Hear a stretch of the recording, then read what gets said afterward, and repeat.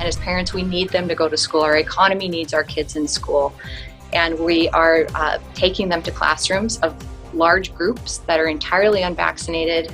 Now at 10, Salt Lake City students required to wear masks in school. Tonight, people are reacting to the mayor's latest move. Plus, it's been 2 years since we've been able to have a somewhat normal beginning of the school year.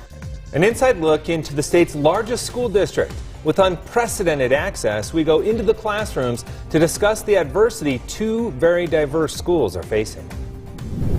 And the Boy Scouts of America settle an $850 million sex abuse case, but it may not be enough to pull the Boy Scouts out of bankruptcy. Live from Utah's first TV station, ABC 4 News at 10 starts now. Welcome to ABC 4 News at 10. I'm Glenn Mills. And I'm Emily Flores. We thank you for joining us here tonight. We begin with COVID-19 in the classroom. This academic year could arguably go down as one of the most challenging since the Great Depression.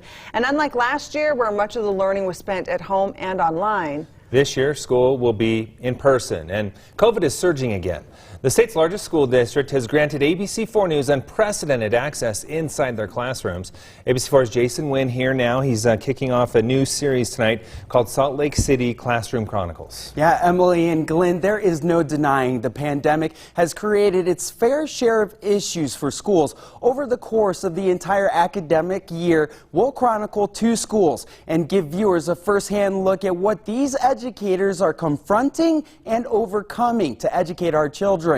Tonight, I'm going to introduce you to 2 principals who will guide their students and staff through an uncertain year.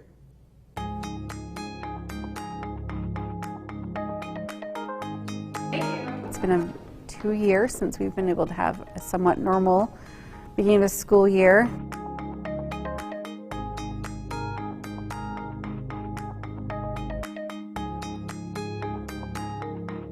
We're not looking at the past year as a loss in learning. We're going to meet them right where they are. It's been a long 2 years for teachers in the Salt Lake City School District.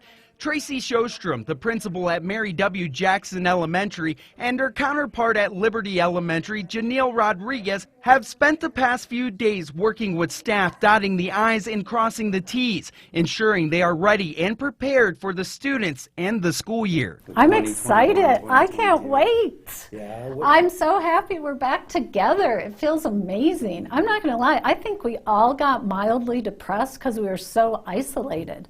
That face-to-face interaction means just as much to educators as it does students and their parents. We feel like we're able to respond to all students' needs. Plus, we have outside resources who we can reach out to, which is beyond our level. Students' needs will be the focal point for the 2021-2022 school year. And yes, COVID-19 is a major concern. A lot of people are scared coming back. I mean, with the variant now, and students aren't vaccinated in our building because they're younger than 12.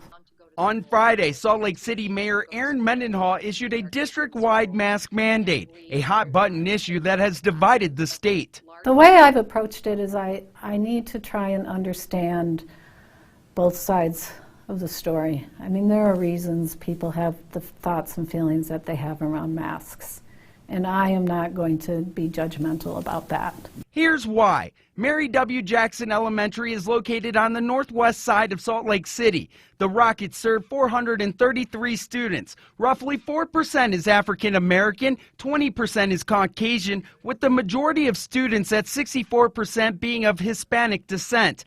Asians, Native Americans, and Pacific Islanders make up the rest of the school's student population. This community was hit very hard with COVID, and people died, people got very sick. It's been really upsetting. There's a lot of grief that we all experienced. Just southeast of Mary W. Jackson, across State Street, is the Liberty Elementary Eagles. The school is home to 337 students. A little more than 10% are African American, 34% are Caucasian. Hispanics make up 37% of the school, and Asians, Native Americans, and Pacific Islanders make up the remaining 19%. Both schools provide the majority, if not all, of their students free breakfast and lunch. We may not have had the best scores last year, but I believe that everyone did the best they could with what we had, and we have no regrets. Also, because Principal Rodriguez knows everyone is struggling through this pandemic. That they survived something that people have no idea. I mean, the adults and students and the community, they rallied together, they supported each other, and no one can take that away. Mental health will be a priority for the principals while making sure to keep things fun in the classroom too. I realized that I wasn't taking time either to de-stress and to play. We need to be able to play, teachers and kids. That's what sparks creativity, that's what sparks joy, and then we can connect that joy to that learning, and we'll remember what we've learned. 5, 4, 3, 2, 1. Mary W. Jackson will have 5 new teachers this school year, and Principal Sjostrom wants to make sure they all remember to balance work with fun. 7, 6, 5, 4, 3, 2, 1. So I like to lead people in that direction where they love themselves first and they balance their lives. And I've worked really hard on that. I was kind of a stress case back in the day, overachiever, and I realized that wasn't doing it for me. I had to take care of myself if I was going to be a great leader. Principal Strostrom's team will have a 3-step approach to deal with the students' mental health. Tier 1 will get kids the proper skills around social and emotional learning.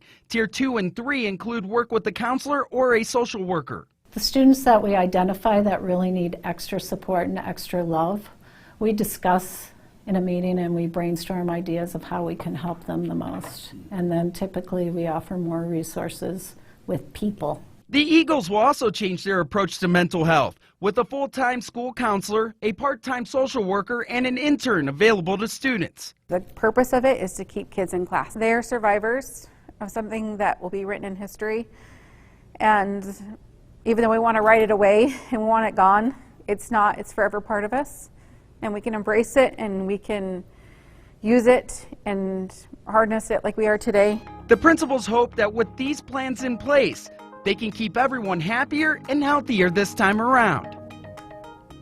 On Monday, we'll shadow 2 teachers who will be preparing for Salt Lake City's first day of school in 2 years. I'm Jason Nguyen with the Classroom Chronicles, ABC 4 News.